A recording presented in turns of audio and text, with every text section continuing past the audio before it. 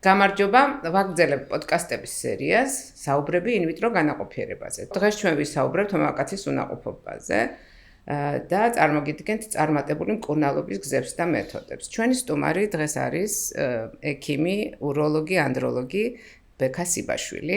ბექა, დიდი მადლობა, რომ იღებთ მონაწილეობას ჩვენს პოდკასტში. ალბათ ჩვენი მაყურებლებისთვის ძალიან საინტერესოა იმის მოსმენა, თუ როგორი პროგრესი განიცადა მამაკაცის უნაყოფობით გამოწვეული უშვილობის მკურნალობა. დამხმარე რეპროდუქციული ტექნოლოგიების განვითარება, ისეთი დიაგნოზების მკურნალობის შესაძლებლობა მოგვცა, როგორიც მანამდე წარმოუდგენელი იყო და ეს მამაკაცები ითვლებოდნენ სტერილურ მამაკაცებად, ხო? მე შემიძლია პირველ რიგში გავიხსენო X-ი, ეს არის ინტრაციტოპლაზმური სპერმის ინექცია და მე მქონდა იმისი დიდი პრივილეგია, რომ ესწავლა ეს მეთოდი სწორედ იმ ადამიანისგან, რომელმაც პირველმა დაიწყო ეს მეთოდი, ეს არის სიუზენ-ლანძენდორფი, ნორფოლკის ჯონსების ინსტიტუტის ლაბორატორიის ხელმძღვანელი. და სიუზენი იყო ის ადამიანი, რომელმაც რეალურად ისტორიული და რევოლუციური როლი შეასრულა ინტრაციტოპლაზმური სპერმის განვითარებაში, სპერმის ინექციის განვითარებაში, თუმცა წარმატებას პირველ განაყოფიერებას მიაღწია ჟან-პიერო პალერმომ, ეს სრულიად შემთხვევითობა იყო და ესე ხუმრობით ეძახიან სიუზენ X-ის დედას და პალერმოს X-ის მამას. Ну, მოკლედ, ეს იყო ერთ-ერთი პირველი წარმატება, ხო, როდესაც X-ი გახდა ესეთი წარმატებული მეთოდი. პრინციპში ცალკე მდგომად განხილვა მამაკაცის უნაყოფობის შეუძლებელია. როდესაც საუბარია წყვილზე, რა თქმა უნდა, ორი ადამიანის ფაქტორით გამოწვეული შეიძლება იყოს უნაყოფობა, ხო? ჩვენ როგორც ვიცით, თითქმის 50-50-ზე არის პროცენტულად რო გავთვალოთ მამაკაცის და ქალის ფაქტორით გამოწვეული უნაყოფობა. და ძალიან საინტერესოა ისიც, რომ ძალიან შეიცვალა მიდგომები თვითონ ადამიანების მხრივ, მათი ფსიქოლოგიური მომენტებიც შეცვლილია, მათი დამოკიდებულება ამ უნაყოფობის მკურნალობის მიმართაც არის შეცვლილი. ნაკლებად მალავენ, ხო? შედარებით უფრო თამამად მოდიან ექიმთან, ეს შენი გამოცდილება ძალიან საინტერესო იქნება. მე მაქვს ეგეთი გამოცდილება, რომ როდესაც X-ი პირველად დავიწყეთ საქართველოში და ისეთ პაციენტებს ეყოლათ შვილები, რომლებისთვისაც ნათქვამი ჰქონდათ, რომ მას არასოდეს შვილი არ ეყოლებოდა და ესეთი ადამიანი ერთ-ერთი შემხვდა ქუჩაში, მიამბო აღმატებული დამოკიდებულება, მისი ჩემდამი იყო ძალიან სასიამოვნო, მაგრამ მე როდესაც მითხრა, რომ მან თავისი მეგობრები გამოაგზავნა, რომლებსაც ჰქონდათ ასეთი პრობლემა, მაგრამ მე ვუთხარი, რომ არ მოსულან ისინი ჩვენამდე, თქო და ალბათ შენ უთხარი და უამბე რა მკურნალობაც გაიარე, თქო, არაო, მე მაგას როგორ ვიტყოდი. ანუ ეს მეყვები დაახლოებით 25 წლის წინანდელ ამბავს და ეს ადამიანები მაშინ ძალიან მალავდნენ. დღეს როგორი არის მათი დამოკიდებულება ამ მკურნალობის მიმართ და საერთოდ მაინტერესებს შენი მოსაზრებები, იმიტომ რომ დიდი გამოცდილება გაქვს შენ ამ პაციენტებთან ურთიერთობის. მოგესალმებით. დიახ, სამწუხაროდ დღესდღეობით ეს პრობლემა მამაკაცის უნაყოფობა იშვიათი აღარ არის. შესაბამისად, წყვილთა უნაყოფობის დაახლოებით ნახევარში 50%-ში წყვილის უნაყოფობა განპირობებულია მამაკაცის ფაქტორით. ეს დიდი ხნის განმავლობაში თქვენს დამეთანხმებით, რომ ეს იყო ტაბუ დადებული, რომ მამაკაცის უნაყოფობა ითვლებოდა რაღაც მასკულინობის დაქვეითებასთან, ან რაღაც გარკვეული ერექციის პრობლემასთან, ამ სხვა მსგავს სოციალურ თუ ემოციურ პრობლემებთან. მაგრამ ესე არ არის, სამწუხაროდ დღესდღეობით რაღაც გარკვეული გარემო ფაქტორების ცვლილებები და გამომდინარე არაჯანსაღი ცხოვრების წესი, რაღაც გარკვეული ქრონიკული დაავადებების პროცენტული მაჩვენებელმა ძალიან მოიმატა, გაახალგაზრდა დაავადებები, ონკოლოგიური დაავადებები. შესაბამისად, ეს ყველაფერი თანხმედრაში მოდის, რომ მამაკაცის უნაყოფობის პროცენტული მაჩვენებელი იწევს და იწევს. თვითონ რეპროდუქციული ხარისხის იწევს ქვემოთ. რა თქმა უნდა. ეს ძალიან სამწუხაროა და ამის გამო ზუსტად საჭიროა, რომ დროული პრევენცია მოხდეს. და რაც მთავარია, საჭიროა პირველ რიგში ის, რომ მამაკაცებმა, ასე ვთქვათ, გაითვალისწინონ, გაიაზრონ, რომ ეს პრობლემა არ არის მარტო ქალბატონის პრობლემა და შესაბამისად უნდა მიმართონ დროულად ექიმს და არ უნდა გადააბრალონ მარტო ქალბატონს, რომ არის მაგალითად უნაყოფობის პრობლემა და არის ქალბატონის ბრალი.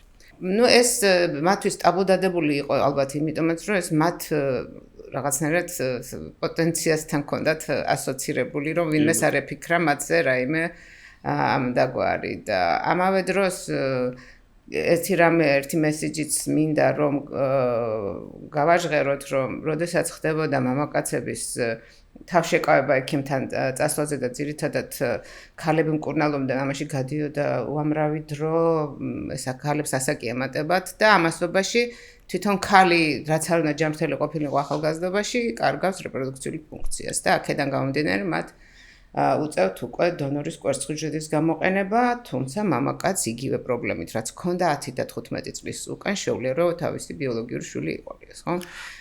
კიდევ ერთ დავამატებ თუ შეიძლება. ან ყოფილა ეხა ამ დროის განმავლობაში, რაც ამ სფეროში მუშაობ, რომ ხშირი ყოფილა ისეთ შემთხვევა, რომ მაგალითად არის 10 წლიანი ყოფობა, 12 წლიანი ყოფობა, მაგრამ მამაკაც ამ დროის განმავლობაში არ აქვს ჩატარებული არანაირი კვლევა, არანაირი მკურნალობა და იყო მხოლოდ ქალზე ორიენტაცია ამ შემთხვევაში მკურნალობის, ხო? ეს ნელ-ნელა სავარაუდოდ სწორდება, მაგრამ ნუ ყოველ შემთხვევაში დღესდღეობით ისევ არის მსგავსი ფაქტები. მაგრამ უფრო ცოტა ალბათ, ვიდრე გქონდა, როდესაც მე და ეს ხდებოდა სამწუხაროდ იგივე იყო ამერიკის შეერთებულ შტატებში, მაგრამ მათ ჩვენზე ბევრად ადრე დაიწყეს დამხმარე რეპროდუქციული ტექნოლოგიების გამოყენება და აქედან გამომდინარე ტრენდი შეიცვალა. ჩვენთანაც მე ვავტყობ, რომ ძალიან მკვეთრად განსხვავებული არის. რა ტიპის უნაყოფობა შეიძლება იყოს მამაკაცებში და როგორ არის, რა შესაძლებლობები გვაქვს რომ განსაზღვროთ ეს უნაყოფობა და რა შესაძლებლობები გვაქვს მკურნალობის. დიახ, შეგვიძლია დავყოთ დარღვევები მსუბუქად საშუალო სიმძიმის და რთულად, ხო? ზოგადად ეს ამ ყველაფრის დიაგნოსტირება ხდება პირველ რიგში სპერმის ანალიზით, სადაც გვაქვს განსაზღვრებთ სპერმატოზოიდების კონცენტრაციას, მოძრაობის უნარს და მორფოლოგიას. თუ გვაქვს დარღვევები მაგალითად კონცენტრაციაში, ანუ 1 მილილიტრი ეიაკულატში სპერმოლოს სითხეში გვაქვს ნაკლები სპერმატოზოიდი ნორმასთან შედარებით, ამ მდგომარეობას ეწოდება ოლიგოსპერმი. თუ ამ სპერმატოზოიდებს რაღაცა გარკვეულ რაოდენობას, რაც ნორმაში არის, იმაზე დაბალ რაოდენობას აქვს მოძრაობის უნარი, ამას ქვია აქტინოსპერმი, ანუ მოძრაობის დარღვევა. და ასევე მორფოლოგია ძალიან მნიშვნელოვანია სპერმის ანალიზში და სპერმატოზოიდებში, თუ გვაქვს დაბალი მაჩვენებელი მორფოლოგიის, ამას ქვია ტერატოსპერმი. ეს ზოგადად შეიძლება იყოს ცალკე აღებული რაღაც გარკვეული ერთი პარამეტრის დარღვევა, მაგრამ ძირითადად არის ხოლმე კომბინირებული დარღვევა, ანუ გვაქვს კონცენტრაციის დარღვევაც, მოძრაობის და მორფოლოგიის დარღვევაც. და არსებობს რთული ფორმა, რომლის დროსაც სპერმოლურ სითხეში, ანუ ეიაკულატში არ გვაქვს სპერმატოზოიდები. ამ მდგომარეობას ქვია აზოოსპერმია. მკურნალობის ტიპის და ზოგადად დიაგნოსტიკის მიმართულების განსასაზღვრავად. ექცევა თუ არა ყურადღება იმას, თუ რამდენი წლიანი არის, თქვათ, უნაყოფობა. აი მაგალითად რას ვკითხულობ, თქვათ, ნორმოსპერმია არის, მაგრამ არ ხდება ორსულობა. ქალს თითქოს და ყველაფერი წესრიგში აქვს. დამატებით რა კვლევებს შესთავაზებდით ასეთ პაციენტებს? ნორმოსპერმიის შემთხვევაში, რა თქმა უნდა, მნიშვნელობა აქვს თვითონ უნაყოფობის ხანგრძლივობას. მაგ შემთხვევაში არის რაღაც გარკვეული დამატებითი ტესტები, რომელსაც ქვია მაგალითად დნმ ფრაგმენტაციის ტესტი. ეს არის ჩვეულებრივი სპერმის ანალიზია, თავისი პარამეტრებით დამატებული აქვს რაღაც ერთი პარამეტრი, რომელსაც ქვია დნმ ფრაგმენტაციის ინდექსი. ანუ ეს განსაზღვრავს თუ რამდენ სპერმატოზოიდს აქვს დაზიანებული დნმ. ეს ძალიან მნიშვნელოვანია, რადგან მაღალი დნმ ფრაგმენტაციის ინდექსის შემთხვევაში შეიძლება ასევე დადგეს ორსულობა, მაგრამ არ განვითარდეს ნორმალური ემბრიონი. შესაძლებელია ამ დაზიანებულ დნმ-ს ჰქონდეს თვითონ კვერცხუჯრედის განაყოფიერების პრობლემა. შესაბამისად, ეს დამატებითი კვლევაც დაგვეხმარება იმის დიაგნოსტირებაში, თუ ეს არის პრობლემა. ბექა, როდესაც აქვს მამაკაცს მაღალი დნმ ფრაგმენტაციის მაღალი ინდექსი და არის დანიშნული მისი მეუღლის კვერცხუჯრედების ასპირაციის დღე, ანუ ვაკეთებთ ინვიტრო განაყოფიერებას, ხო? რა რეკომენდაციას უწევთ ასეთ დროს მამაკაცებს, რომ აი ამ მაღალი ინდექსის შემთხვევაში არ გქონდეს წარუმატებელი ინვიტრო განაყოფიერება? ინვიტრო განაყოფიერებამდე პაციენტს შეგვიძლია მივცეთ რაღაც გარკვეული რეკომენდაციები, რითიც შეიძლება შემცირდეს დნმ ფრაგმენტაციის ინდექსი. ეს არის ცხოვრების ჩანსაღი წესი. ჯანსაღი კვება, ფიზიკური აქტივობა. რა თქმა უნდა, ხანდახან გამოიყენება რაღაც გარკვეული ანტიოქსიდანტები, რაღაც მედიკამენტოზური მკურნალობა, პოლივიტამინური კომპლექსებით და შესაბამისად, ინვიტრო განაყოფიერებამდე ნაკლები თავშეკავების დრო. ასევე ჩვენს კლინიკაში არსებობს სპერმის დამუშავების მეთოდი ზაიმოტი, რომლის საშუალებითაც თუ რა თქმა უნდა სპერმა დამუშავდა ამ მეთოდით, დნმ ფრაგმენტაციის ინდექსი მკვეთრად კლებულობს. საინტერესოა ისიც, რომ როდესაც ხდება დნმ-ის ფრაგმენტაცია სპერმატოზოიდში, გააჩნია როგორი დონის დარღვევაა, ხო? თუ ახალგაზრდა პარტნიორი ყავს ამ მამაკაცს. საინტერესო ისაა, რომ კვერცხუჯრედს აქვს უნარი ამ დნმ-ის აღდგენის. და მითი რომ ხალი დაბადებულია მამაკაცის ნეკრიდან ცოტა არ შეესაბამება ამ სამეცნიერო აღმოჩენებს. ამიტომ ეს ხუმრობა იქეთ იყოს და ძალიან საინტერესოა ნამდვილად, როდესაც კვერცხუჯრედს აქვს ამისი აღდგენის უნარი. კონკრეტულად არა ყველა შემთხვევაში გააჩნია როგორი დაზიანება არის. და ესეც გარკვეულწილად საიმედო ინფორმაცია არის წყვილებისთვის, რომელსაც აქვს მაღალი დნმ ფრაგმენტაციის ინდექსი. ამიტომ ყოველთვის ჯობს ადრეულ ასაკში მოგმართონ რეპროდუქციულ კლინიკებს. ბეკა, ახლა გავაგრძოთ უნაყოფობის ტიპებზე, ხო? მამაკაცის უნაყოფობის ტიპები. ეს კიდევ რა კვლევებს შესთავაზებდით, მაგალითად, მძიმე ოლიგოსპერმიის, თუმცა ჯერ არ აგვიხსნია მძიმე ოლიგოსპერმია ჩვენი მაყურებლებისთვის და ასევე აზოოსპერმიის დროს. რა ტიპის აზოოსპერმია შეიძლება გქონდეს წყვილს და რას ვთავაზობთ მათ ან დიაგნოსტიკის და შემდეგ უკვე მკურნალობის. რაც შეეხება მძიმე ოლიგოასტენოტერატოსპერმიას, ეს ნიშნავს, რომ სპერმის ანალიზში 1 მილილიტრ ეიაკულატში გვაქვს 5 მილიონზე ნაკლები სპერმატოზოიდი. შესაბამისად, ამ მდგომარეობის მედიკამენტოზური მკურნალობა სამწუხაროდ ყოველთვის ვერ ხდება. არის რაღაც გარკვეული შემთხვევები, როცა ჰორმონალური დარღვევები გვაქვს, მაგალითად, მამაკაცის მთავარი ჰორმონის ტესტოსტერონის დარღვევა არის, ასე ვთქვათ, დაბალი მაჩვენებელი და შესაბამისად ამისმა მკურნალობამ ჩანაცვლებითმა თერაპიამ შეიძლება რაღაც გარკვეული შედეგი გამოიღოს. მაგრამ სამწუხაროდ ყოველთვის ესე არ ხდება. შესაბამისად საქმე გვაქვს ხოლმე ამ შემთხვევაში ხშირად გენეტიკურ პათოლოგიებთან, როგორიც არის Y ქრომოსომის მიკროდელეციები. ეს ნიშნავს, რომ თვითონ მამაკაცის ქრომოსომაში, განმასხვავებულ ქრომოსომაში არ გვაქვს რაღაც გარკვეული უბნები, რომელიც პასუხისმგებლები არიან სპერმატოგენეზი ან სპერმის გამომუშავების პროცესზე, შესაბამისად აქ სპერმატოზოიდები ვერ იქნება ეიაკულატში. და ასევე არის რაღაც გარკვეული პათოლოგიები, ქრომოსომული პათოლოგიები, მაგალითად კლაინფელტერის სინდრომი, რომლის დროსაც შესაბამისად მკურნალობა, კონსერვატული მკურნალობა შედეგს ვერ მოგცემს. მამაკაცის უნაყოფობის ყველაზე მძიმე ფორმა არის აზოოსპერმია და აზოოსპერმია არის ორი ტიპის. ეს არის არაობსტრუქციული და ობსტრუქციული. ობსტრუქციული შემთხვევაში ორგანიზმში ხდება ჩვეულებრივი ნორმალური სპერმატოგენეზი, მაგრამ გარკვეული დაბრკოლებების გამო ვერ გამოდის გარეთ. და არაობსტრუქციული აზოოსპერმის შემთხვევაში გვაქვს სპერმატოგენეზის, ანუ სპერმის გამომუშავების დარღვევა.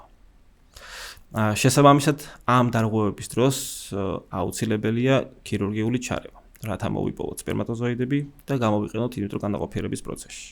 ბეკა, ჩვენ ცოტა ხნის წინ დავიწყეთ ოპერაციები მიკროსკოპის გამოყენებით, რომელსაც ქვია მიკროტესა, ხო? შეგიძლია რომ ჩვენს მაყურებელს უამბო, რა პრიორიტეტი აქვს აი ამ მეთოდით გაკეთებულ ოპერაციას და რამდენად დამზოგველი არის ეს პაციენტისთვის და რამდენად უფრო წარმატებული.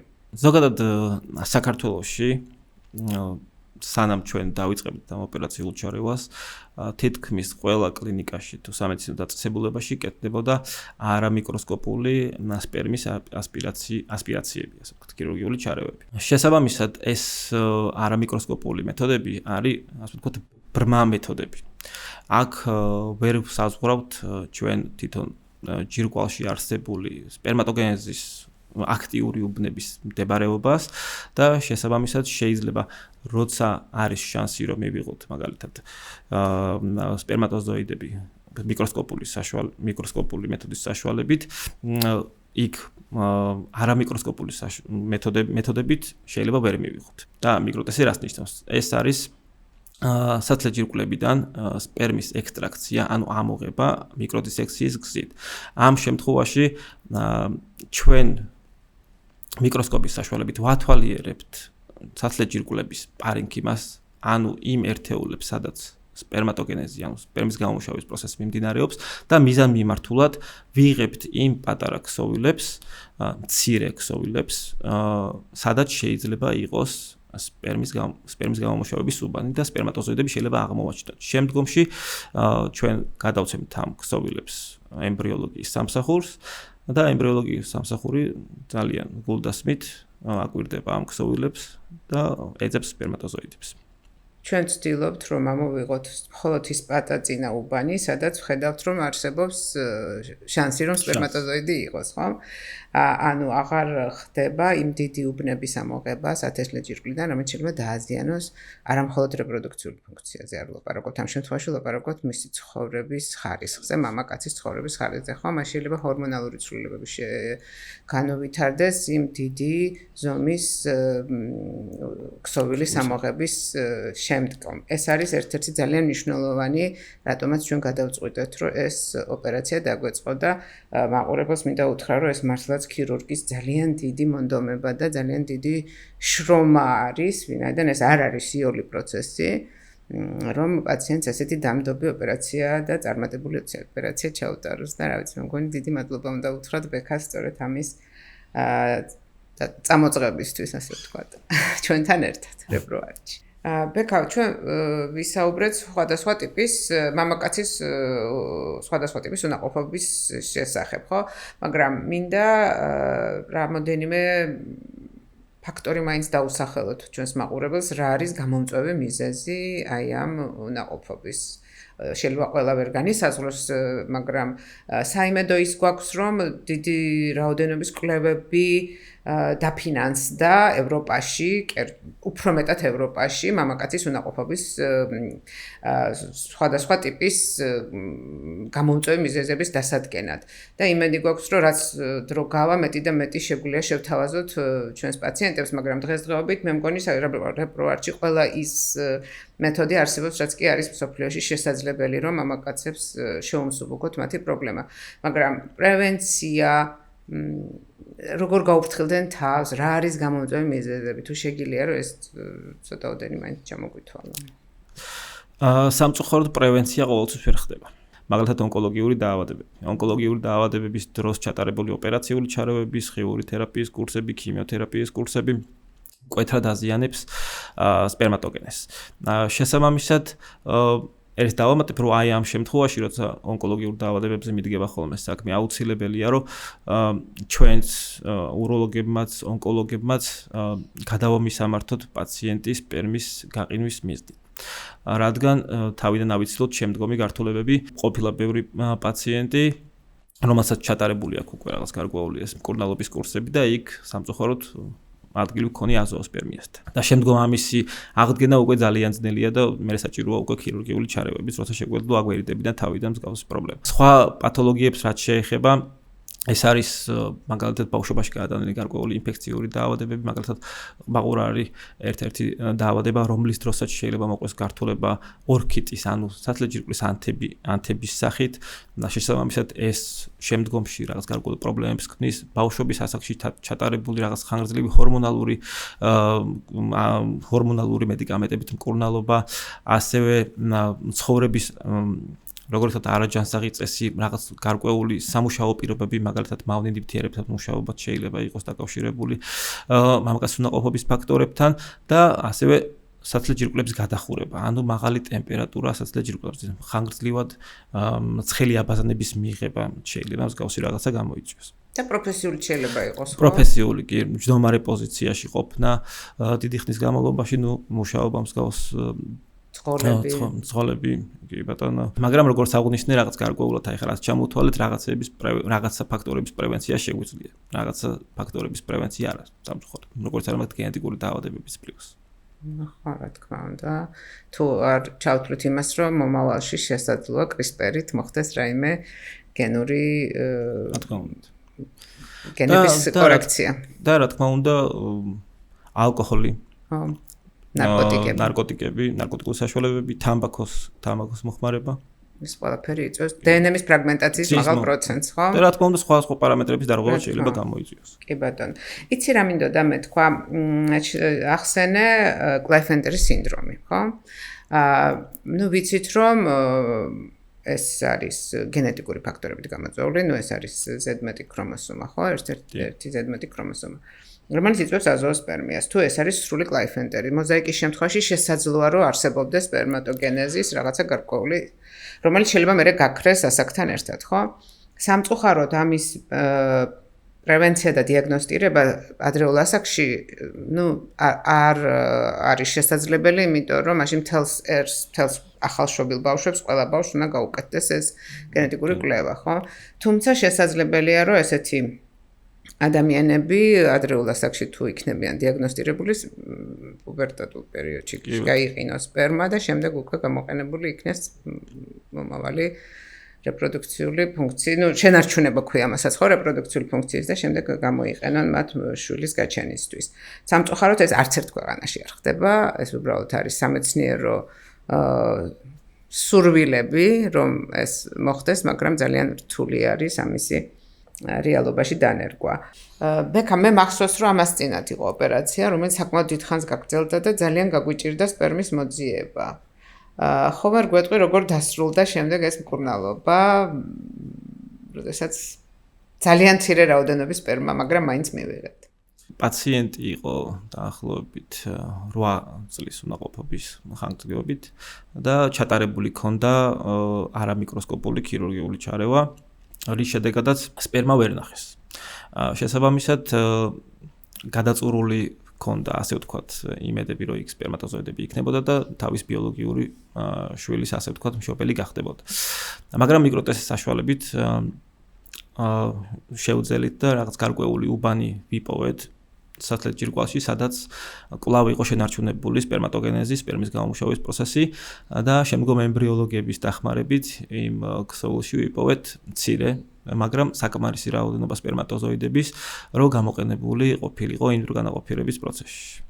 ეს ძალიან მნიშვნელოვანია, იმიტომ რომ ბევრი არის მსგავსი პაციენტი, ასე ვთქვათ, როცა გაკეთებული აქვს უკვე ოპერაციული ჩარევა, არამიკროსკოპული ანჩხოლეთის საშუალებით, ან ღია ოპერაციული ჩარევა, მაგრამ არამიკროსკოპული წესით და შესაბამისად შეიძლება იმედი არ გქონდეთ. მაგრამ მიკროტესტი გვაძლევს იმის საშუალებას, რომ რაღაც გარკვეულად პატარა პროცენტულობით მაინც გავზარდოთ შანსი, რა თქმა უნდა, მით უმეტეს, როცა თვითონ სტატისტიკურად რო ავიღოთ არამიკროსკოპულ მეთოდებთან შედარებით, მიკროტესტს აქვს დაახლოებით 2-ჯერ უკეთესი სპერმის მოპოვების სიხშირე.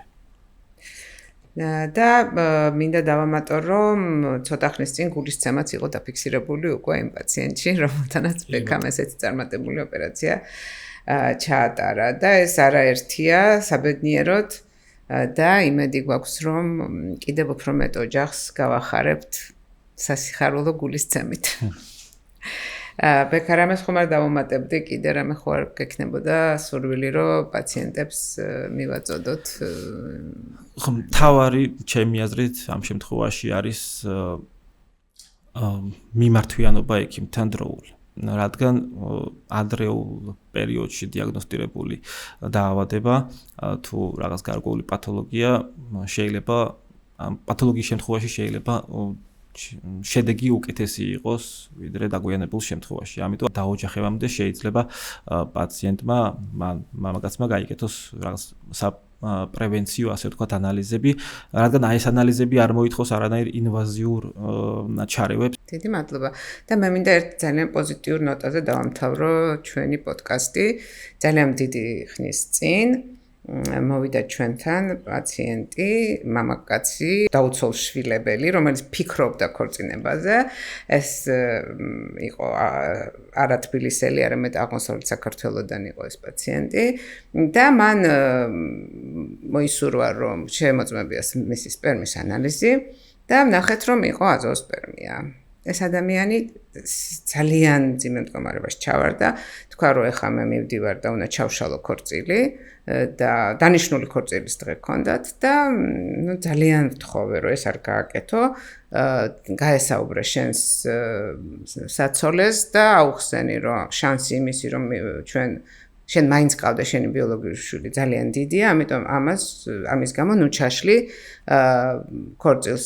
რა თქმა უნდა, იქორწინეს. ცოტა ხანში მოვიდნენ ჩვენთან, გავაკეთეთ ინტროგანაყოფიერება, რა თქმა უნდა, ოპერაცია გავაკეთეთ, მივიღეთ სპერმა და წარმატებულად პირველივე ჯერზე მათ შეეძინათ ჯანმრთელი ბავშვი. და მას შემდეგ კიდე ყავთ ერთი ბავშვი და შემდეგ კიდევ მესამე ბავშვიც გააჩინეს. ოღონდ საინტერესოა ის, რომ ჩვენ ეს სპერმა მაშინვე გავყინეთ და ეს სამივე პროცედურა ერთი ოპერაციის შედეგად მიღებული სპერმით ჩავატარეთ, ასე რომ მამაკაცის უნაყოფობის შემთხვევაში ძალიან გთხოვთ, ნუ გაიდეხავთ გულს. ბექა, დიდი მადლობა. გემშვიდობებით მომავალ შეხვედრამდე, მომავალ პოდკასტებში. ნახვამდის.